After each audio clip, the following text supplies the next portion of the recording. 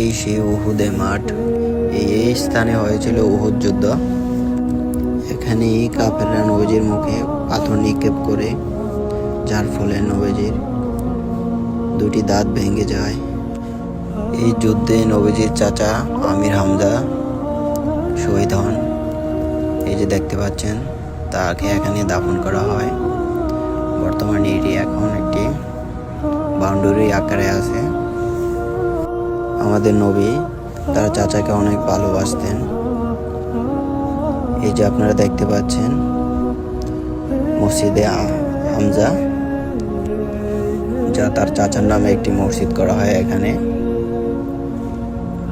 এই যে দেখতে পাচ্ছেন, এই যে খোলা মাটি, এই যে এখানে হয়েছিল উহুদের যুদ্ধ।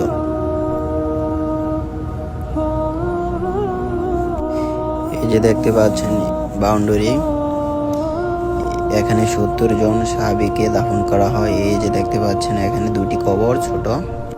এই দুটি কবরের মধ্যে একটি হচ্ছে আমির হামজা, যা নবীজির চাচার কবর। এই যে আপনারা এখন দেখতে পাচ্ছেন এই যে খোলা মাঠ, এখানে হয়েছিল উহুদের যুদ্ধ।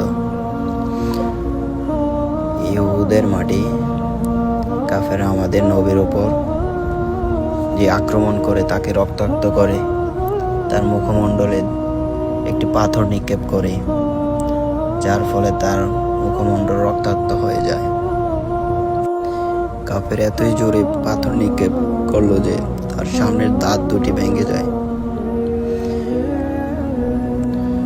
ওদের প্রিয় নবী হযরত মুহাম্মদ সাল্লাল্লাহু আলাইহি সাল্লামের মুখমণ্ডল দিয়ে রক্ত ঝরছে। কাফের দ্বিতীয়বার আবার পাথর নিক্ষেপ করে। দ্বিতীয়বার যখন পাথর নিক্ষেপ করে, মানুষ যুদ্ধের সময় যখন হেলমেটগুলো মাথার মধ্যে দেয়, ওই হেলমেটের মধ্যে যে পিনগুলো থাকে তা ভেঙে নবীজির কপালে একটি গালে ঢুকে যায়। কত কষ্ট করেছিলেন আমাদের নবী। এই সেই মাঠ যেখানে হয়েছিল যুদ্ধ, উহুদ যুদ্ধ। নবীজির কতই না স্মৃতি জড়িয়ে আছে।